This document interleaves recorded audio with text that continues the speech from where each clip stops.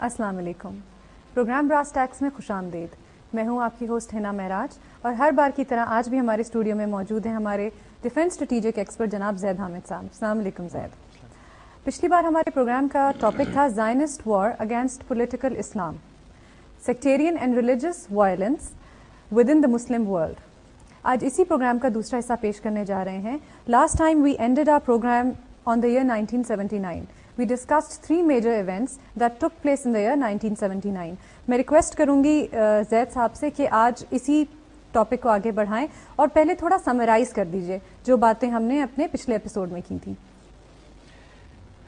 جی، ہم نے پچھلے پروگرام میں بنیادی طور پر جو ایشو ڈسکس کیا تھا that was the concept of political and militant Islam, particularly considering کہ U S grand strategic objectives جو ایشیا، مڈل ایسٹ اور اس مسلمان دنیا میں ان کے ہیں، اس میں ایک بہت بڑا آبجیکٹیو ان کا یہ ہے کہ پولیٹیکل اسلام اور ملیٹنٹ اسلام کو شکست دینی ہے، اس کو ڈیفیٹ کرنا ہے، چاہے وہ شیعہ پولیٹیکل اسلام ہو یا سنی پولیٹیکل اسلام ہو. سنی پولیٹیکل اسلام کی جس ڈائمنشن سے ان کو خوف آتا ہے اس کا particular the concept of a Muslim unity, of a Muslim union یا گرینڈ مسلم اسٹیٹ، یہ کانسیپٹ آف خلافت کی ہم نے بات کی تھی.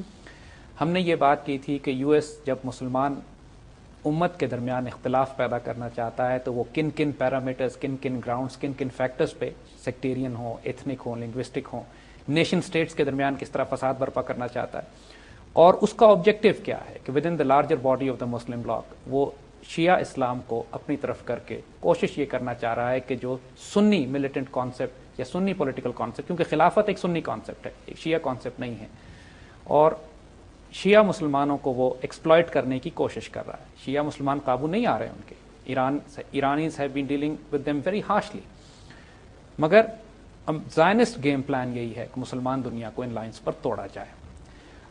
ہم ان سارے ایونٹس کا بیک گراؤنڈ ڈسکس کرتے ہوئے 1979 تک آئے تھے. 79 ہمارے لیے تاریخی طور پر بڑا واٹر شیڈ ایئر ہے، یعنی اس کے بعد کے جو ایونٹس ہوتے رہے ہم نے جنرلی ان کو پچھلے پروگرام میں ڈسکس کیا تھا، آج تفصیل سے بات کریں گے. دیکھیے، سب سے پہلا ایونٹ جو 79 میں ہوتا ہے that is the Soviet invasion of Afghanistan. Soviet Union اس وقت ایک جو پچھلے پونے 200 سال سے 250 سال سے جو مسلمان علاقوں کو ہڑپ کرتا ہوا سوویت یونین، یعنی اسٹیٹ آف ماسکو، جو کہ اگر آپ نقشہ اٹھا کے دیکھیے جو ماسکو کی اس وقت شہر ہے، it used to be a state, ایک ریاست ہوتی تھی، اور پچھلے 400 سال سے تقریباً پیٹر دی گریٹ کے زمانے سے بھی پہلے سے یہ ماسکو کی اسٹیٹ آہستہ آہستہ آہستہ دونوں طرف پھیلتی چلی آ رہی تھی، اور نیچے ایک طرف وہ چائنا کی طرف جا رہے تھے، ایک طرف یورپ میں بڑھتے جا رہے تھے، تیسرے سینٹرل ایشیا میں نیچے آ رہے تھے یہ، اور پورا سینٹرل ایشیا مسلمان تھا. اگر آپ سمرقند، بخارا اور تاشقند کے فال ہونے کی تاریخیں دیکھیں تو یہ 19ویں صدی میں 1860s 1850s 1870s، یعنی یہ وہ تاریخیں ہیں کہ جب سمرقند، بخارا، تاشقند یعنی ازبکستان، تاجکستان، یہ سارے استانز جو ہیں سینٹرل ایشیا کے سارے، ترکمانستان سے شروع کر کے قازقستان تک استان کہلاتے ہیں، جن کے سب کے آخر میں ISTN آتا ہے. یہ مسلمان ممالک تھے، مسلمان اکثریتی لوگ تھے. ان کو یہ سوویت یونین ہڑپ کرتے کرتے افغانستان تک آیا تھا، اور اب افغانستان کے بعد آخری استان رہ گیا تھا پاکستان جو اس نے ہڑپ کرنا تھا. اور this triggered the Soviet invasion in Afghanistan triggered, ہم تفصیل سے بات اس پہ پہلے کر چکے ہیں. افغان مجاہدین نے پرائمریلی یہ جنگ لڑی، اس میں کوئی شبہ نہیں ہے. افغان عوام نے یہ جنگ لڑی. 1.5 کروڑ پونے 2 کروڑ افغانستان کی آبادی تھی، جس میں سے 50 سے 60 لاکھ ہجرت کر گئے ایران اور پاکستان کی طرف. کم از کم 20 لاکھ مسلمان افغان وہاں شہید ہوئے. ایک خونریز جنگ ہوئی، 10 سال چلی. It was a war between a nuclear armed super power and ragtag army of militias of Afghan resistance. اس کو پوری طرح سپورٹ پاکستان نے کی، پوری طرح سپورٹ مسلم دنیا نے کی. تمام مسلم دنیا کی یہ ایک عجیب کانسیپٹ یہ تھا کہ جتنی بھی مسلمان حکومتیں جو پرو امریکنز تھیں انہوں نے بھی اس جنگ کو سپورٹ کیا، اور جتنی مسلمان پولیٹیکل موومنٹس تھیں اور تحریکیں تھیں انہوں نے بھی اس جنگ کو سپورٹ کیا. Primarily Sunni, this was mostly a Sunni concept Afghan jihad. ہم ایک عجیب و غریب سناریو وہاں پہ یہ ہوتا تھا کہ پوری مسلمان ایک چھت کے نیچے 8 10 زبانیں بولنے والے مسلمان بیٹھے ہوتے تھے، انڈونیشین سے لے کر ویسٹ افریقن بربر تک، اور یوگوسلاو کے مسلمان، یورپینز مسلمان، اور we use to talk to each other in 6 and 8 different languages trying to communicate. اور آبجیکٹو ایک تھا، مقصد ایک تھا، سوویت یونین کو افغانستان سے نکالنا ہے، ایک مسلمان ملک کو لبریٹ کرانا ہے.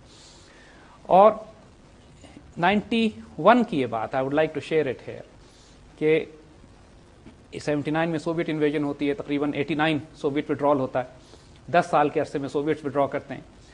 اور I had an opportunity at that time to be on the آمو دریا, آکسس ریور, جو افغانستان اور تاجکستان کے درمیان ایک بارڈر ہے. اور عجیب وہ تاریخی لمحہ تھا کہ جب تاجکستان میں اس وقت انقلاب برپا ہو رہا تھا, سوویت یونین کا جو وڈرال افغانستان سے شروع ہوا تھا وہ افغانستان میں پھر رکا نہیں, پورا سینٹرل ایشیا میں رول بیک ہوا, پورا ایسٹرن یورپ میں رول بیک ہوا. یعنی 200 سال سے جو مسلمان علاقے ان کی غلامی میں تھے وہ ایک ایک کر کے آزاد ہونا شروع ہوئے. ہم آمو دریا پہ کھڑے ہوئے تھے اور آمو دریا اور تاجکستان کی سرحد پہ تاجکستان کی طرف سوویٹ آرمی پیٹرولز چھوٹے چھوٹے جو کہ ڈیسپریٹ, بیٹن اپ, شکست کھائے ہوئے کسی طرح کوشش کر رہے تھے کہ افغان مجاہدین کی تاجکستان میں داخلے کو روکا جا سکے. لیکن افغان مجاہدین کو تاجکستان میں داخل ہونے کی ضرورت نہیں پڑی تھی. ان کے سروں کے اوپر سے جو آئیڈیالوجی تھی جہاد کی, ملیٹنٹ کانسیپٹ کی, وہ آلریڈی تاجکستان میں جا چکی تھی. اور ہمیں تاجکستان میں ہونے والے انقلاب کی دھمک یہاں افغانستان میں سنائی دیتی تھی. یعنی جو خوبصورت, اور یہاں پہ ایک عجیب بات ہے, افغانستان کے جہاد کے بعد تاجکستان میں انقلاب برپا کرنے میں پھر علامہ اقبال کا یہاں بہت بڑا رول تھا. Had a role. جو سب سے خوبصورت شعر علامہ اقبال کا, جس کو لاکھوں کا مجمع تاجکستان میں فارسی میں پڑھتا تھا اور اس کے نتیجے میں انہوں نے حکومت فال کرا دی, وہ ان کا مشہور شعر علامہ اقبال کا کہ معمار حرم باز بتعمیر جہان خیز, از خواب گراں خواب گراں خواب گراں خیز, کہ اے وہ جس نے حرم کی تعمیر کی تھی, اٹھو دوبارہ زمانے کی تعمیر کرو. اور اب تم ایک گہری نیند میں تم برسوں سے سو رہے تھے, اب اٹھو اور بیدار ہو اور زمانے کی تعمیر کرو. یعنی علامہ اقبال کا جو کنٹریبیوشن سینٹرل ایشیا میں اسلامی انقلاب لانے میں یا اسلامی اسٹیٹس کو آزاد کرانے میں ہے, وہ اتنا عجیب و غریب ہے. بہت کم لوگ جانتے ہیں ایرانی انقلاب میں علامہ اقبال کا جتنا رول ہے, اور بہت کم لوگ پاکستان میں جانتے ہیں کہ ٹرکی میں بھی علامہ اقبال کی ایک قبر موجود ہے. یعنی یو ول بی سرپرائز, علامہ اقبال تو لاہور میں ہے, لیکن قونیہ میں جو مولانا جلال الدین رومی کے ساتھ ان کا جو ایک اسپریچول رشتہ تھا, تو ترکوں نے اس کے احترام میں مولانا جلال الدین رومی کے قدموں میں علامہ اقبال کی قبر بنائی ہوئی ہے, ایک میموریل کے طور پہ. So what I main to سے کہ جو رسپیکٹ اقبال کو سینٹرل ایشیا اور مسلم ورلڈ میں ہے, ان کے کانسیپٹس آج بھی انقلاب برپا کر رہے ہیں وہاں پہ. تو تاجکستان اس وقت, اور تاجکستان کے بعد ازبکستان اور دوسرے تمام ممالک میں جو امپلیکیشن تھی اس کی, افغانستان ریزسٹنس کی, افغان جہاد کی, مسلمان تاریخ میں یہ ایک واٹر شیڈ مومنٹ ہے. یعنی یہ ایک تاریخ کا ایسا آبشار ہے کہ جہاں وقت ہمارے لیے آ کے تھم جاتا تھا. یعنی پچھلے کئی سو سال سے ہم تحریک مزاحمتوں میں شکست کھاتے چلے آ رہے تھے. یہ پہلا موقع تھا جب مسلمانوں نے ایک تحریک مزاحمت میں کامیابی حاصل کی تھی. ٹھیک ہے, آپس میں بعد میں پرابلم ہو گئی ان کی, وہ اچیو نہیں کر سکے وہ آبجیکٹو, لیکن ایک سوویٹ سپر پاور کو وہاں سے نکالنے میں ضرور کامیاب ہوئے. اور کم از کم 20 کروڑ انسان آزاد ہوئے سوویٹ وڈرال کے نتیجے میں, سینٹرل ایشیا سے لے کے ایسٹرن یورپ تک.